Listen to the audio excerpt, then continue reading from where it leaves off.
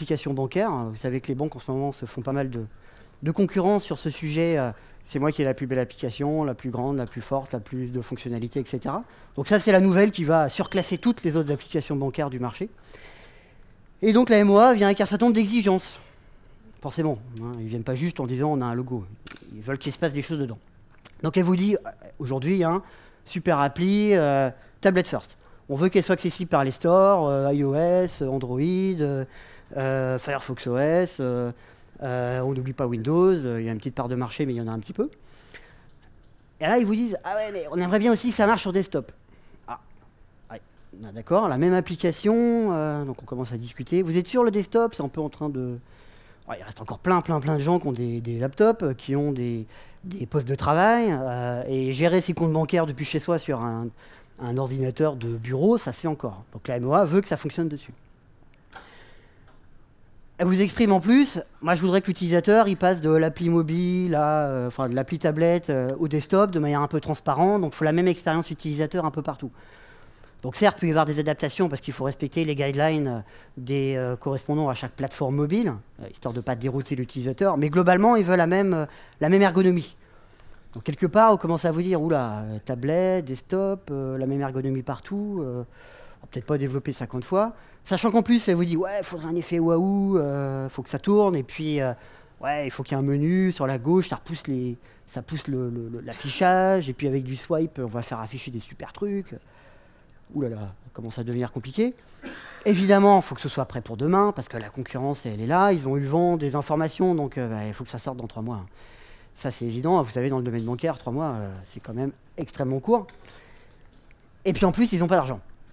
Alors là, vous dites, oula, alors, une appli pour 4-5 OS sur le marché, IE, Firefox, Chrome, les Mac, les Linux, plus super beau, un time to market court, et tout ça avec un budget, bien sûr, il n'y a pas de budget. Ouf, là, vous dites, attendez là. Compliqué là. Développement sur tablette, quel choix faire? Parce qu'évidemment, vous êtes dit, aujourd'hui, l'effet waouh, là, évidemment, en natif, c'est bon, pas de problème. En plus, le budget est maîtrisé. Aujourd'hui, développeur en natif, vous savez chiffrer et vous êtes certain de rentrer dans votre budget. Sauf que là, vous voulez la même appli aussi sur le desktop. Alors forcément, c'est Firefox, c'est Chrome, donc plutôt du web. Alors vous savez que sur tablette, on peut aussi faire du web, mais qui dit HTML5 dit aussi éventuellement certains problèmes. Donc du coup, vous réfléchissez, vous dites, alors attendez, la dernière fois qu'on avait regardé la notion de web sur les mobiles, au niveau OS, alors iOS, ouais, ça c'était bon, ça marche bien, la WebView sur iOS, ça tourne bien, on peut la packager, on peut mettre sur l'App Store, faut un petit peu de natif, histoire de faire passer la pilule à Apple, parce qu'ils n'aiment pas trop que du web. Ok, c'est maîtrisé, même la super WebView d'iOS 8, WK, WebView, c'est bon, en plus au niveau perf, JavaScript, c'est top. C'est maîtrisé de ce côté-là. Côté Windows 8, vous aviez déjà fait des tests il y a une petite année, avec des tablettes HP, IE 10 à l'époque, mais IE 11, ça doit être bien. C'est bon, c'est maîtrisé comme plateforme, HTML5 sur le sujet, ça se passe bien. Et puis vous repensez, Android, oula, attendez, la dernière fois qu'on a testé... HTML5, alors oui, ça marche, mais en fait, ça marche, mais on n'a pas tout à fait le même niveau d'exigence ou le même niveau de résultat que sur les autres plateformes. Alors, vous vous souvenez plus trop pourquoi. Alors, les perfs, c'était pas bon. Et puis, quand vous parlez d'HTML5 sur Android, la MOA, elle dit, oh là, attendez, la dernière fois qu'on a fait ça, c'était catastrophique. On avait un système de scrolling, au bout de 3 pages, ça fonctionnait plus. Le swipe était pris en compte qu'une fois sur 2. Le menu qui slide sur la gauche... ça ramait genre une image par seconde, clac, clac, clac, clac. Enfin bon, ça allait pas du tout. L'expérience utilisateur était pas bonne. Donc là, vous vous dites, oh là, attendez, là, si je récapitule les différentes exigences, il me faut du web, mais en même temps, la plateforme dominante sur le marché, c'est Android, et on sait que le web, côté application packagée, c'est pas bon. Là, on a une incompatibilité en termes d'exigences. Qu'est-ce que vous pouvez faire? Donc là, vous vous dites, bon, peut-être qu'il faut que je reprenne depuis le départ. Est-ce que le sujet n'a pas un peu évolué ces derniers mois, ces dernières années? Il y a des gens qui travaillent, vous avez entendu des choses sur Mozilla, sur même du côté de Google, on le verra tout à l'heure. Donc vous repartez de zéro. Zéro, ça veut dire, alors, finalement, une WebView, qu'est-ce que c'est? C'est quoi l'origine de la WebView? Effectivement, qu'est-ce que c'est? Donc pour ceux qui ne connaissent pas la WebView, se cache là-dedans une WebView. Effectivement, là-dedans, vous avez une WebView. Alors évidemment, il faut se projeter un petit peu et faire une analogie. Si on se dit que le liquide que vous voyez au milieu de ce verre serait le HTML5, le JavaScript, le CSS. Ben, la WebView serait tout simplement le conteneur, ce qui va héberger, ce qui va contenir votre HTML5. Donc tout simplement, la WebView, c'est ce qui va vous permettre de stocker votre HTML5. Donc il peut être stocké en local dans l'appli mobile, mais tout comme exécuté à distance. Vous l'hébergez sur un site web, et vous allez pouvoir, au sein de cette WebView, lire ces ressources à distance. Donc la WebView, c'est une notion qu'on a dans toutes les plateformes mobiles, alors avec des formes plus ou moins adaptées, mais globalement, elle existe partout. Un composant natif dans lequel vous allez tout simplement déclarer une URL, et cette WebView va charger cette URL. Elle peut être locale, j'insiste, ou distante. Donc là, vous en avez un exemple plus parlant dans une vraie app sur un vrai téléphone, entre guillemets. Donc la WebView, c'est tout simplement le conteneur bleu, vous voyez ici au sein du téléphone, avec l'intérieur ici du HTML5, dans le cas de cette application qui s'exécute localement. Donc vous avez tout à l'intérieur de l'appli mobile, j'insiste, tout est localisé dedans. Donc quand l'utilisateur installe l'application depuis son store, Play Store, l'App Store, Firefox Market, enfin tout ce que vous voulez, tout est contenu dedans. Donc ça veut dire que ça peut fonctionner en mode hors ligne, ça peut fonctionner avec un réseau, un faible réseau. C'est comme si vous aviez l'application en local sur votre ordinateur. Techniquement, en fait, c'est un moteur HTML5, comme vous avez au sein de Chrome un moteur HTML5, au sein de donc Blink aujourd'hui, au sein de Safari WebKit, au sein de Firefox Gecko. Vous avez ce moteur HTML5 à disposition pour votre développement. Donc vous allez pouvoir tuner des choses, je vais vous montrer un petit peu après. Et qui est, comme je vous le disais tout à l'heure, disponible dans la plupart des OS, avec des variantes, hein, bien sûr, en termes de fonctionnalité, en termes de façon de l'exprimer. Côté Windows, c'est peut-être celui qui a l'intégration la plus aboutie, étant donné que le SDK JavaScript est du même niveau que ce qu'on peut coder en C# ou dans d'autres langages. Et donc la notion de WebView est intégrée, entre guillemets, nativement au sein de la plateforme. Donc concrètement, côté Android, une WebView, ça se concrétise comment? Donc là, bon, je vous ai masqué toute la logique de construction de l'appli mobile, mais c'est juste 4-5 lignes de code. Vous avez ici la déclaration d'une URL. Donc là, je vous ai mis une URL distante, mais elle pourrait être aussi locale, tout simplement. Vous pourriez la déclarer avec une URL de type file. Il y a un chemin relatif à l'intérieur de votre application mobile à respecter. Mais vous pourriez lire localement, donc une appli Angular, une appli Polymère, une appli Ember, une appli pure jQuery, fonctionnerait très bien.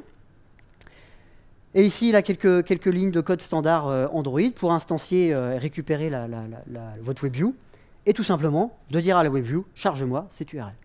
Donc quand vous faites ça, et ben, tout simplement, l'URL est chargée au sein de votre WebView et s'affiche sur votre appli mobile et sur votre téléphone. Ici, 2 lignes, ici pour vous montrer, là dans le cas d'Android, on a énormément de paramétrages possibles sur une WebView. En particulier ici, vous pouvez activer ou désactiver le JavaScript. Alors par défaut, c'est désactivé, donc évidemment, si vous faites une appli JavaScript type Angular, si vous n'avez pas le JavaScript, vous ne pouvez pas voir grand-chose. Donc vous devez l'activer. Et vous pouvez paramétrer énormément d'autres choses. On peut faire des liens entre le code Java et le code JavaScript. Il y a un binding qui peut se faire entre les deux, ce qui permet d'appeler l'un l'autre. Donc ça, c'est une spécificité de la WebView d'Android. Un autre exemple, on peut paramétrer de manière très fine les caches. Une nouveauté de HTML5, qui n'est plus très nouvelle puisque ça date déjà de quelques années, mais la possibilité d'avoir des caches offline de votre application, c'est le fait de la télécharger et de l'installer en local, de manière transparente pour l'utilisateur. En fonction des navigateurs, vous avez des tailles autorisées maximum. 5 mégas, 10, 20, 30, c'est pas normé, hein. Mais là, vous avez la possibilité, du coup, de paramétrer ça finement. Si vous voulez 200 mégas de cache possible dans votre appli mobile, c'est possible. Vous dites, bah, je veux 200 mégas, et vous ne serez pas limité en termes de cache à ce niveau-là. On peut aussi paramétrer finement le comportement de la WebView. Concrètement, ça veut dire quoi? C'est désactiver le pincement, le pinch to zoom, ou ce genre de choses, qui sont des comportements qui avaient été prévus plutôt pour des navigateurs. Donc ça, c'est idéal quand vous avez votre navigateur Chrome ou Firefox sur votre mobile. Vous allez sur un site qui n'est pas mobile, il faut absolument zoomer, sinon c'est trop petit. Par contre, là, dans notre cas, c'est pas intéressant ce comportement, parce qu'en fait, vous concevez une application mobile qui va avoir tout de suite le bon viewport. Je simplifie en disant ça va être la bonne échelle. Vous n'aurez pas besoin de zoomer, et vous ne voulez surtout pas. Imaginez si l'utilisateur par erreur il zoome, il va se retrouver avec un texte énorme, il ne va pas comprendre. C'est pas un comportement d'application native, ça. Donc ça, c'est typiquement un comportement qu'on veut désactiver. D'autres comportements plutôt web, qui ont un peu tendance à disparaître, mais qu'on retrouve dans des vieilles versions de certains OS. La notion de rebond, c'est-à-dire que quand vous appuyez longtemps sur faites un appui long sur l'écran, vous pouvez, entre guillemets, déplacer la page web de droite et de gauche, une espèce d'effet de déplacement qui était plutôt sympa, mais ça n'a pas de sens. Côté, si vous voulez simuler une appli native, ça n'a pas de sens, cette chose-là. Donc on peut vouloir le désactiver. Donc ça, c'est des choses, des comportements qu'on peut tuner finement, qui sont propriétaires à chaque plateforme. Hein. Là, ça c'est côté Android. Sur un Windows 8, c'est différent. Sur iOS, c'est encore différent. Sur Firefox OS, c'est encore différent. Sachant qu'on va plutôt vers une uniformisation quand même des comportements, à savoir simuler le natif. Donc vous voyez, c'est quand même assez simple d'activer, d'instancier une WebView. Par contre, on en revient à la problématique de tout à l'heure. Vous vous souvenez que c'était un problème de l'Android. Pourquoi ça l'était? Et justement, c'est ce qu'on va voir. Maintenant. Donc on avait vu tout à l'heure iOS c'était bon, vous vous souvenez dans votre mémoire, Windows 8 c'était bon, Android c'était bon, c'était pas bon, pardon. Et donc vous faites le tour donc il y a un site que vous connaissez qui s'appelle html5test.com, c'est un exemple, mais on pourrait en utiliser d'autres comme Can I Use, qui en fait donne une note à chaque moteur. Alors chaque browser, eh bien, en fait on peut en extraire du coup plutôt une information par rapport au moteur du navigateur. Une note en fonction des fonctionnalités HTML5 supportées. Qu'est-ce que ça veut dire les fonctionnalités HTML5? C'est par exemple le support des WebSockets, le support de propriétés CSS avancées ou CSS3, des gradients linéaires, des opérations de transformation ou d'animation, ce genre de choses qui font qu'un site est aujourd'hui efficace et peut avoir un look and feel un peu natif. Ça ne veut pas dire des choses qui tournent, hein, rien à voir avec des gifs animés. C'est vraiment peut-être pour faire des animations juste de la vue. Le fait d'avoir un menu avec un sandwich, là, un burger, vous appuyez sur le burger et le menu s'ouvre, ça c'est de l'animation CSS. Donc concrètement, si votre moteur ne supporte pas ces propriétés, voire au niveau performance est très mauvais sur le sujet, l'expérience utilisateur sera très mauvaise. Donc qu'est-ce qu'on peut voir sur ce site? Donc là je vous en ai extrait un graphique par rapport à ça. Donc iOS 8, donc là c'est un peu extrapolé parce que la WebView a un petit peu moins de fonctionnalités que le browser, mais globalement on est là. 438, ça c'est le score d'iOS 8 justement par rapport à ci, donc ça c'est plutôt bon. Je vous ai représenté une vision que la MOA pourrait vous exprimer. En fait, ils ont parcouru toutes les fonctionnalités HTML5, là, les milliers, et ils vont dire on veut celle-là, celle-là, celle-là, celle-là. Et quand vous faites la somme, vous arrivez à un score de 400 en gros. En dessous, ils considèrent qu'ils ne pourront pas faire en HTML5. Au-dessus, ils disent ah, c'est bon, ça va commencer à être intéressant. Donc côté iOS 8, pas de souci. Côté Windows 8, IE 11, ouais, c'est bon, 300 et quelques, ça va passer. Il y a peut-être quelques petites choses en moins, mais globalement, c'est un bon navigateur aujourd'hui. Puis vous commencez à aborder la partie Android. Oula, Android 2.3. Oh, c'est ancien, c'est bon, à 3-4 ans, pas de problème. Android 4.0, 4.3, 275, voilà, on est vraiment loin là. Concrètement, ça veut dire quoi? Vous n'avez pas les WebSockets, server sent event, le fait de faire du push serveur vers votre navigateur. Vous n'avez pas certaines propriétés CSS3 avancées, les performances sont déplorables, en plus pas d'accélération matérielle, donc c'est lent. Donc ça veut dire une image par seconde, hein, j'exagère, mais sur une tablette c'est encore pire que sur un smartphone, plus de surface d'affichage. 275, il manque plein de choses. Il manque plein de choses, Android 4.0, 4.3, ouais, tout ça c'est ancien, c'est 2-3 ans, c'est bon, ouais, hop, pas de problème. Android 4.4, waouh, super, donc 4.4 c'est KitKat, c'était il y a à peu près un an, la sortie de cet Android-là. On est au-dessus de la barre des 400, super, super, donc là c'est bon, finalement la vision d'Android qu'on avait tout à l'heure, fail, ouais c'est le passé, ça a l'air pas mal, et puis je vous ai mis une projection d'Android 5, Lollipop là, super. Franchement, là, ça va. Il vient de sortir, hein, juste pour ceux qui ne suivent pas. Enfin, il est sorti il y a quelques semaines. C'est l'avenir. C'est bon, vous êtes tranquille. Le HTML5 sur ces plateformes, là, vraiment, on va pouvoir se faire plaisir. Donc, vous dites à votre MOA, c'est bon, on va pouvoir avancer. C'est vraiment génial. Et puis, juste avant de dire, peut-être que. On va peut-être acheter un petit coup d'œil aux parts de marché de ces différentes versions d'Android. Donc, vous allez sur l'Android Dashboard. C'est un site exposé par Google qui régulièrement expose les parts de marché de ces différentes versions d'Android. Et là, vous n'en croyez pas vos yeux. Oula mince. Donc on a dit 4.4 c'est bon, depuis un an. Et là, vous regardez les parts de marché, oh mince, seulement 30%. Ah. Il y a encore 70% de gens qui ont des parts des Android inférieurs à la version 4.3. Je suis un utilisateur d'Android inférieur à la version 4.3. Donc oui, il y en a plein. Il y a encore plein de gens qui ont un téléphone qui marche, ils n'ont pas envie d'en acheter un autre, il fonctionne, et pourquoi ils changeraient alors que ça fonctionne? Effectivement, peut-être que les passionnés, développeurs changent régulièrement de téléphone, sûrement une bonne partie de la population des gens ici. Par contre, le kidam qui lui va utiliser NBA, la super appli bancaire, parce que tout le monde a besoin de cette application-là, lui, il n'a pas forcément mis à jour, il n'a pas forcément changé de téléphone, il ne sait pas mettre à jour son OS, ou ça se trouve, le constructeur ne le permet pas. Donc là, vous êtes face à un vrai problème, parce que là, vous dites 4.4 c'est bon, c'est l'avenir, mais sauf qu'il n'y a que 30% des gens. Ou bien vous supportez d'anciennes versions d'Android, mais là, vous avez vu avant que niveau support HTML5, ça ne va pas le faire. Encore une fois, vous avez tout simplement des fonctionnalités là, qui s'interbloquent, et là, vous êtes coincé. Un mot quand même sur la critique qu'on peut faire de ces statistiques, il ne faut quand même pas l'oublier, ce sont des statistiques mondiales, fournies par Google. Il est difficile, voire... moi, je n'ai pas réussi à obtenir de statistiques ventilées par pays, donc ça, j'imagine que ça va se trouver quelque part, mais en tout cas, on ne les a pas directement auprès de Google sur le site de développeurs d'Android. Donc forcément, il faut l'adapter au contexte de chaque pays. Je ne suis pas sûr que KitKat ait une part de marché si importante en France. Peut-être que je me trompe, mais ce n'est pas l'impression que je peux avoir. Deuxième point, on représente ici des parts de marché, ce qui ne représente pas du coup le volume des téléphones associés à chacun de ces parts. Et aussi une dimension importante à prendre en compte, c'est qu'en fait ce marché, ce volume d'Android ne fait que grossir.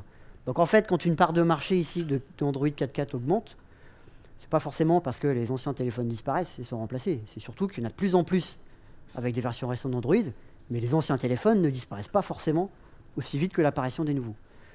Donc même si un jour il n'y avait que 25% d'Android avec un support très relatif d'HTML5, ça pourrait représenter des millions de clients tout de même. Donc il faut vraiment avoir ça en tête. Ce pourcentage ne représente pas forcément ou donne pas forcément une bonne vision du nombre de clients réellement ciblés. À la fois parce que ce sont des stats mondiales et parce que ce sont des pourcentages. Là, vous allez me dire, mais comment on fait? Allez, comment on fait? Il faut faire d'abord une appli native, regarder les parts de marché de l'appli native et ensuite... Non, je blague. Concrètement, pendant des années, ces Android-là vont continuer à perdurer en France et ce sera un choix à faire au niveau de la cible avec votre MOA. Est-ce que vous ciblez ou pas ces clients? Là, c'est effectivement un choix à faire qui va être de moins en moins gênant, mais aujourd'hui, 70%, là, on ne peut pas ignorer ces clients-là.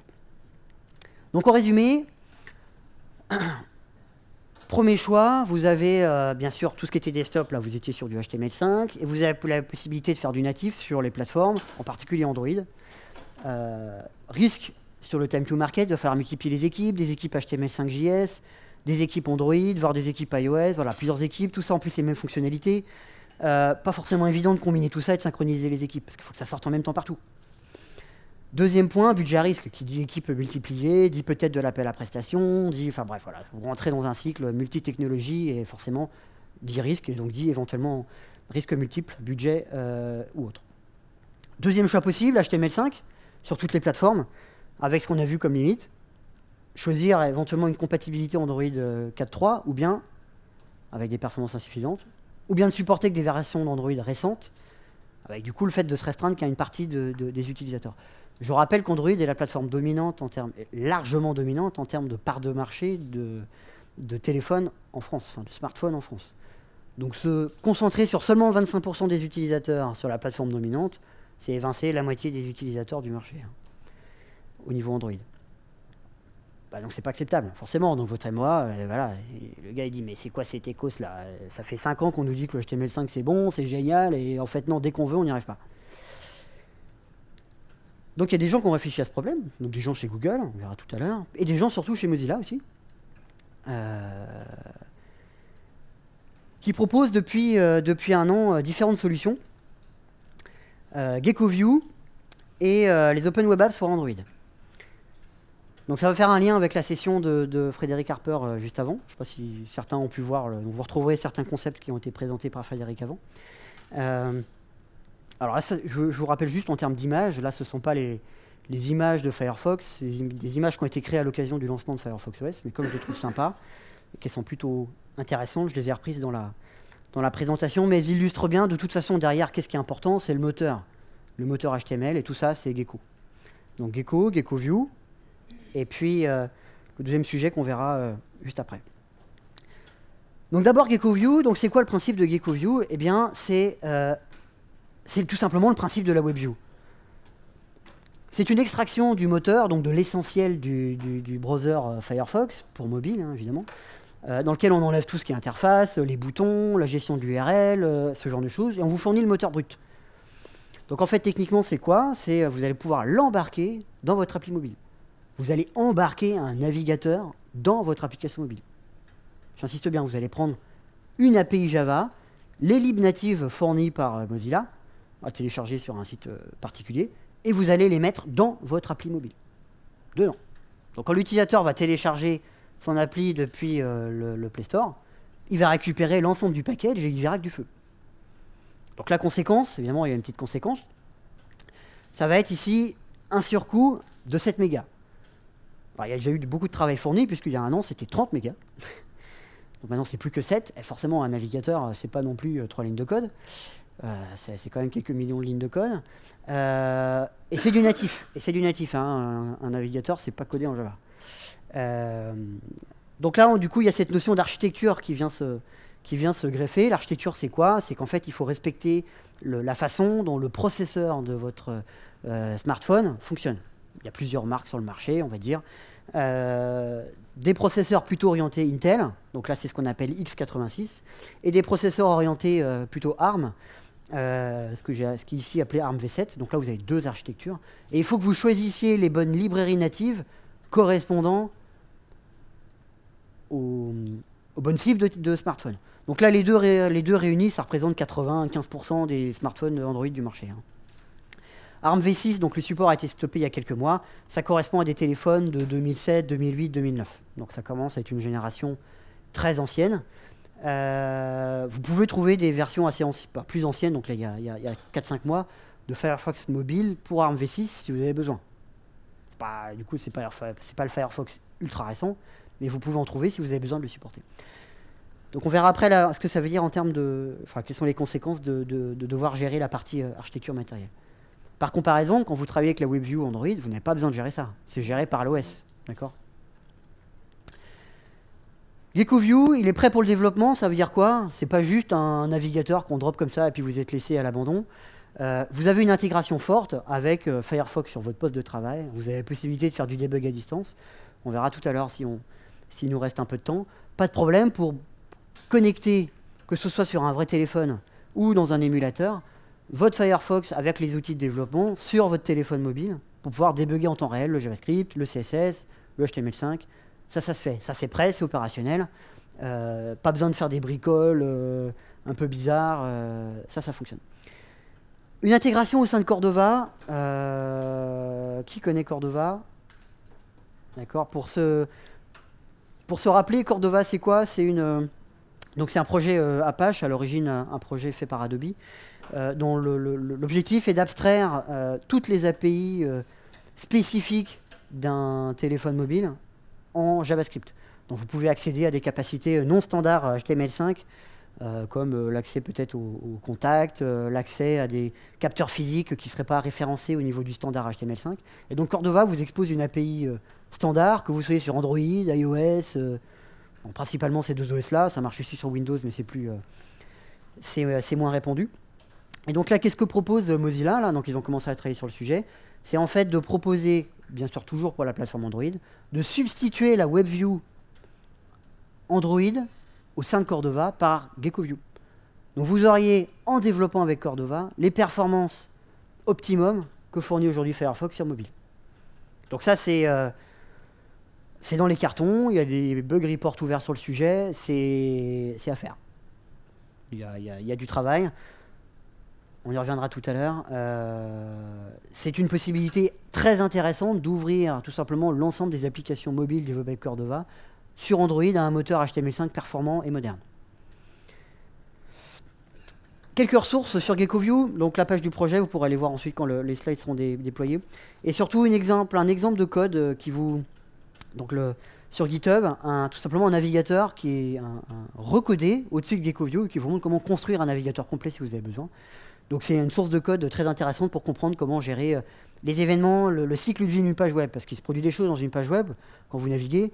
Il y a peut-être des certificats où on va demander des choses à l'utilisateur, il peut y avoir des pop-up JavaScript, il peut y avoir voilà, des événements qui se produisent, et ça, il faut les gérer. On est bien d'accord que GeckoView, c'est un moteur HTML brut.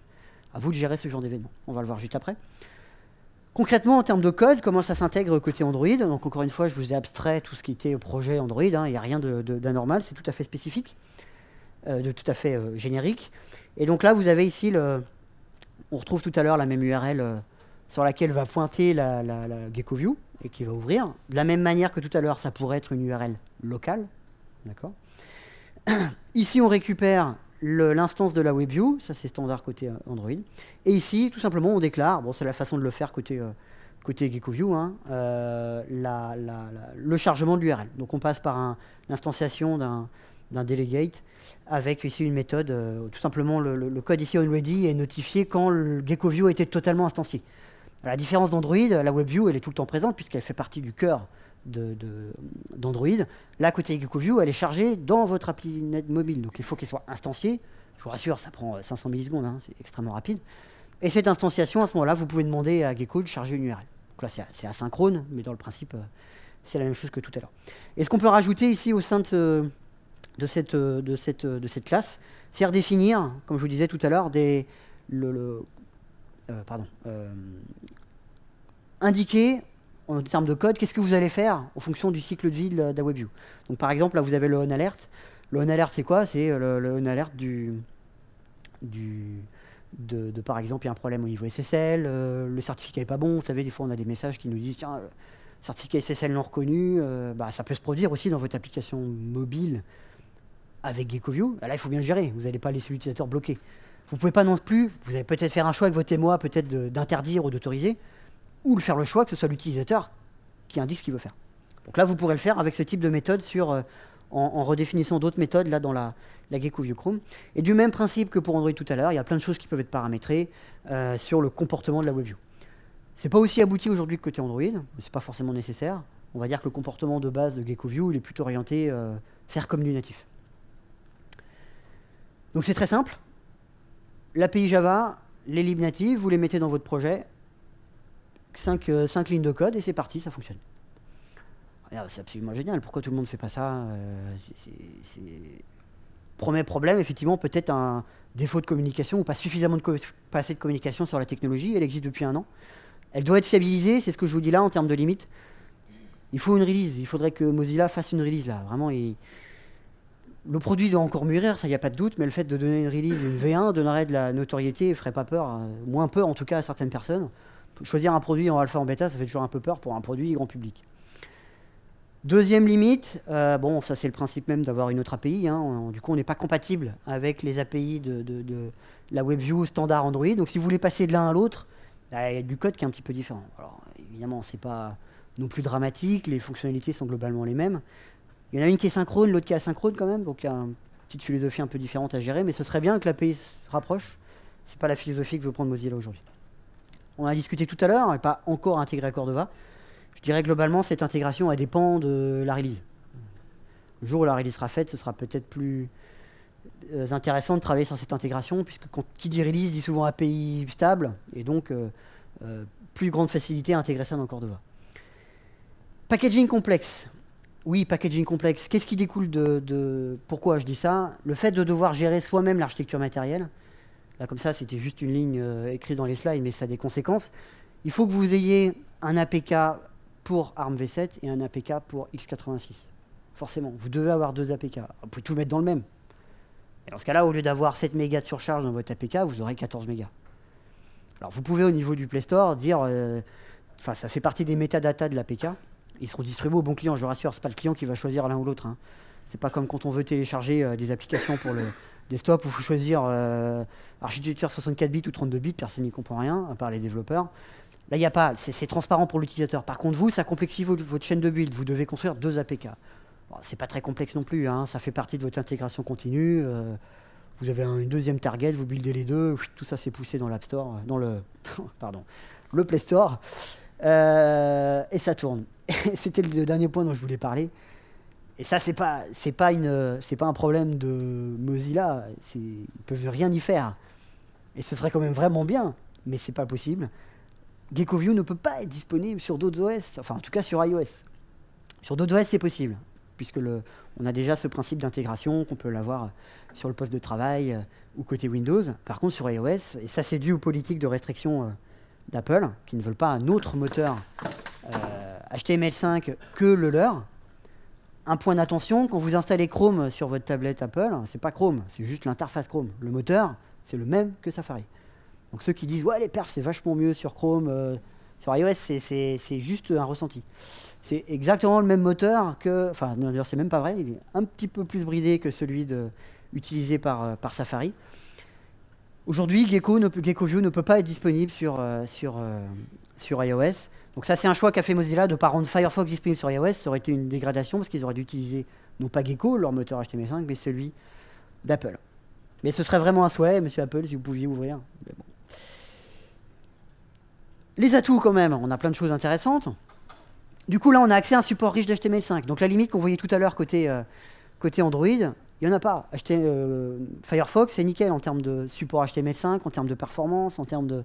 Pas de problème. Donc là, vous maîtrisez votre plateforme d'exécution. Ça, c'est intéressant. Quand vous faites de la WebView en général, vous êtes un peu dépendant de la plateforme sur laquelle vous exécutez. Et là, vous la maîtrisez. Vous mettez votre browser dans l'appli mobile. 7 mégas. Bon, il y a des applis bancaires qui font 30, 40, 50 mégas, des jeux 600 mégas, et puis à 7 mégas près. Hein. Vous maîtrisez la version, vous mettez à jour quand vous voulez. Si vous voulez pas les versions récentes de Firefox, vous les mettez pas à jour. Vous êtes libre. Vous choisissez votre moteur. Même chose pour vous êtes indépendant des versions d'Android. Modulo, effectivement, il faut que le Firefox que vous embarquez soit compatible avec la version d'Android qui s'exécute chez vos clients. Deuxième sujet, les Open Web Apps pour Android. C'est une autre initiative de Mozilla. Donc la philosophie est différente, c'est de faire quelque chose de plus simple. On est plus dans un mode plus industrialisé, on va avoir des limites un peu plus fortes. Mais des choses plus industrialisées, donc c'est complètement en lien avec ce que présentait tout à l'heure Frédéric Harper. Donc c'est vraiment la philosophie de se dire, aujourd'hui, un utilisateur, il s'en fiche de savoir s'il installe un truc natif HTML5, il veut une app. Par contre, les développeurs, c'est important pour eux. Et là, on voit, en fonction des exigences de votre émoi, vous pouvez être amené à développer un HTML5 parce que ça vous plaît, parce que vous avez une compatibilité de plateforme qui fait que c'est pertinent en termes de ROI, développer un HTML5. Et c'est ce que propose Mozilla via les Open Web Apps. Développer avec une seule plateforme, et ça va marcher sur plusieurs OS. Android, c'est ce qu'on va voir juste là. Les navigateurs standards du desktop, Firefox, Chrome, Safari sur Mac, ce genre de choses, ça va bien marcher.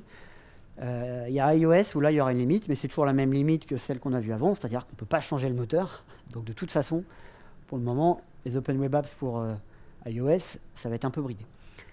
Et nous, là, on va s'attacher à cette partie pour Android. Qu'est-ce que ça veut dire, les Open Web Apps pour Android? Eh bien, c'est concrètement chez Mozilla, ça se concrétise par une usine à produire des APK Web App.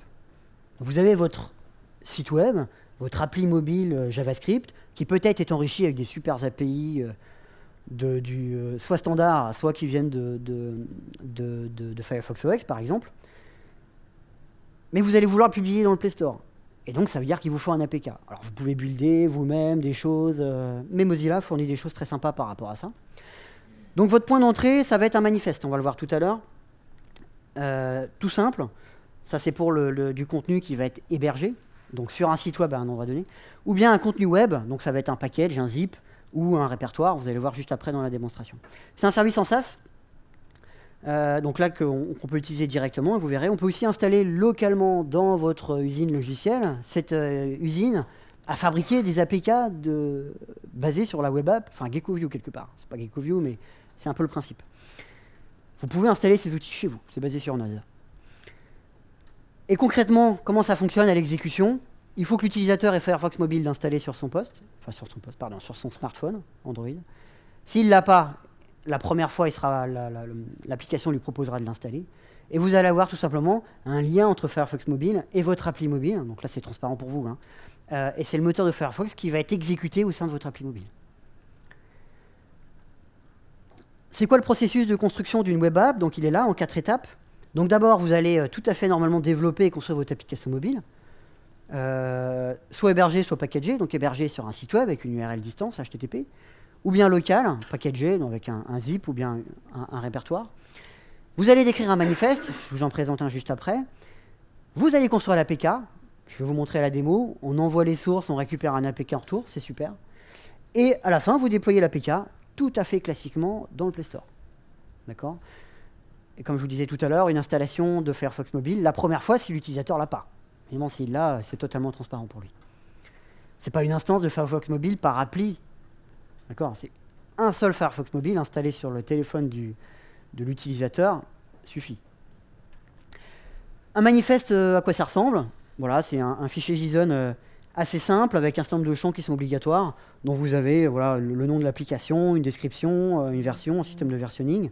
Vous avez des icônes, bon, du paramétrage interne. Vous voyez, on peut paramétrer de la sécurité, on peut paramétrer un certain nombre d'autres choses. Là, je vous fais la version simple, ce n'est pas l'objectif de cette session. Mais avec ce manifeste réduit, pour faire la démo juste après, on peut construire une application, un APK, avec l'équivalent, quoi, 30 lignes de HTML, CSS, même pas s'il n'y a pas de CSS ni de JS, et de JSON.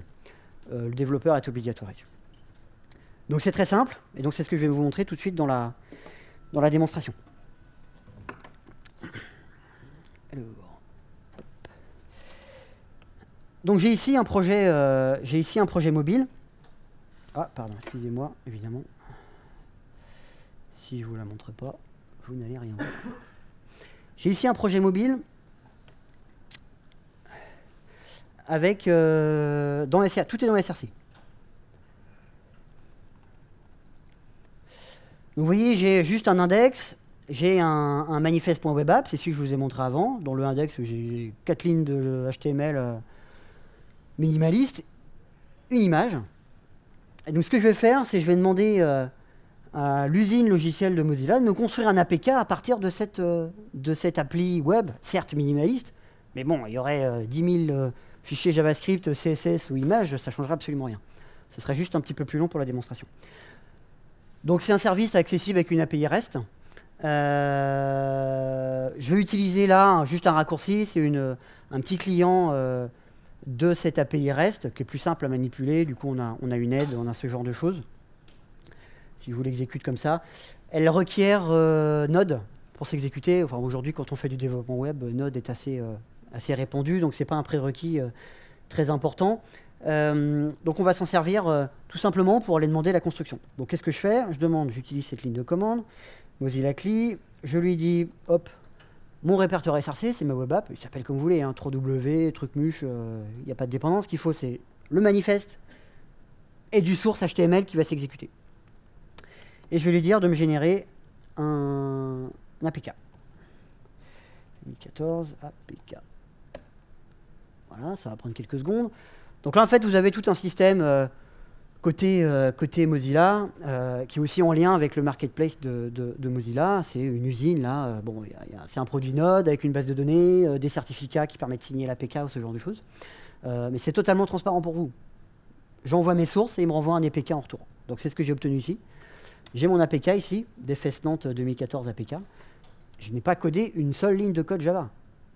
J'ai pas codé de WebView, j'ai pas embarqué GeckoView, juste l'APK, maintenant on l'a. Et ce que je vous propose, c'est que je vais le déployer. Donc j'ai une instance d'un navigateur avec Genymotion. Je ne sais pas si vous connaissez Genymotion. Hop, je vais le mettre en premier plan. C'est un émulateur intéressant pour Android. Donc là, qu'est-ce que j'ai alors c'est pour gagner du temps, mais j'ai préinstallé Firefox. Vous voyez ici, il est déjà là. Premier point d'attention, quand vous développez, votre émulateur, il est lié à la version de votre processeur. Donc déjà, quand vous développez de l'Android, vous êtes un peu familiarisé avec ces notions d'architecture. Avoir un émulateur ARM quand vous avez un processeur Intel, il y a des choses à faire. Donc là, c'est un émulateur qui est orienté x86, donc Intel. Mon ordinateur a une puce Intel, on n'a pas le choix. Ce qui veut dire que du coup les APK qu'on déploie là-dedans doivent être aussi orientés x86. Donc le Firefox que j'ai déployé là, c'est la version x86 de Firefox Mobile. J'insiste, c'est totalement transparent pour l'utilisateur quand il l'installe. On ne lui demande pas de choisir. Hein. encore dit ça. Donc qu'est-ce que je vais faire? Moi, je vais tout simplement déployer l'APK qu'on vient de générer. DevFest Nantes 2014, je vois plus rien. Et ça fonctionne. C'est déployé, il est apparu là-bas. Comme si je l'avais installé depuis le Play Store. Là, je l'ai installé en termes de développement. Et je la démarre. Et voilà, j'ai l'affichage directement de mon contenu HTML. Qu'est-ce que ça veut dire? Comment ça a fonctionné là? Vous allez me dire, mais c'est pas possible, c'est magique ce truc. Là, vous avez la WebView, vous avez une instance. En fait, techniquement, c'est un intent fourni par l'instance de Firefox qui est installée en parallèle sur le smartphone, qui est instancié et qui est affiché et qui va respecter le manifeste que vous avez déclaré dans votre SRC. J'aurais pu mettre une URL distante, je ne l'ai pas fait là dans ma démo parce que je n'étais pas sûr de la connectivité que j'allais avoir sur l'extérieur. Là, vous avez accès à toutes les capacités d'exécution de Firefox récent, CSS3, HTML5, un petit peu moins que ce que vous pourriez avoir dans un Chrome récent, mais aujourd'hui, de toute façon, côté Android, comme il n'y a rien, c'est forcément mieux. Et au niveau des perfs, c'est nickel. Au niveau du développement, pas de problème. Là, si on regarde d'ailleurs ce que nous a proposé, automatiquement, en fait, vous avez une petite notif qui a été générée qui vous dit l'appli mobile, ici, elle écoute en mode debug sur un numéro de port à l'intérieur de l'instance d'Android, qui vous permet, vous, de relier le debugger de développement là, à cette instance de Firefox. D'accord? Donc vous pouvez débugger à distance. Je ne vais pas avoir le temps, mais s'il y en a que ça intéresse, je pourrais vous montrer après. Vous pouvez débugger à distance depuis votre desktop le HTML, le JS et le CSS à l'intérieur, donc dans des vraies conditions. Là, c'est un émulateur, mais ça marche aussi sur un téléphone relié par USB, par le câble. Je vais revenir sur la présentation.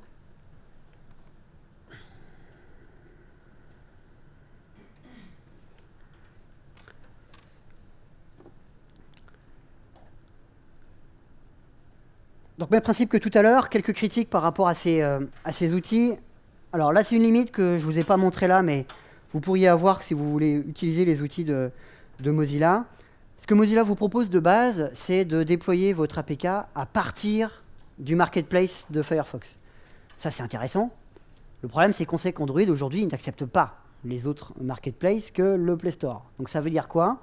Si vous voulez télécharger depuis un autre store, ça veut dire qu'il faut autoriser les sources inconnues d'applications. Moi, je pense que c'est pas une bonne idée. Mozilla n'a pas le choix. Hein. Google n'autorisera pas là comme ça un autre store, à part il faut faire sa propre ROM, comme peuvent le faire les constructeurs comme Samsung.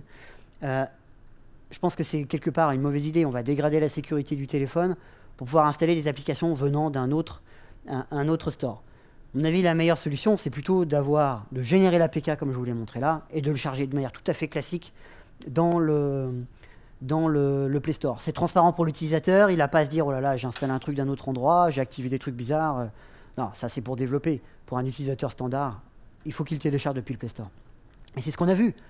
Mozilla fournit les outils qui permettent de générer des APK de manière transparente pour votre application web. Vous ne codez pas en Java. On a besoin quelque part de l'instance du moteur HTML5, ça on n'a pas de doute, donc ça requiert l'installation. Ça peut être un peu déroutant pour l'utilisateur, il installe un truc, on lui demande autre chose, c'est bizarre. Bon, ça c'est bien fait, avec suffisamment d'explications, on peut comprendre. Mais effectivement, c'est une limite aujourd'hui de cette technique, il n'y a pas de secret, hein, il faut bien avoir le moteur quelque part. GeckoView, vous l'embarquez dedans, ou bien là, vous l'avez en dehors. Encore une fois, pas disponible pour iOS, et ça, c'est comme ça. Mais c'est une limite quand vous dites ouais, j'aimerais bien développer partout avec le même truc, bah on peut pas. On peut pas. Vous aurez à un moment donné besoin quand même de vraiment tester sur iOS avec la vraie WebView d'iOS et vous aurez peut-être des comportements différents de Gecko parce que forcément ils n'interprètent pas tous le HTML5 de la même manière. Ça va être les limites du développement HTML5. Les atouts, bah, vous avez vu, c'est extrêmement simple. Vous faites votre application web, vous pouvez même prendre l'existante, vous mettez le web app, le manifeste, vous envoyez ça à Mozilla, vous avez l'APK. Super.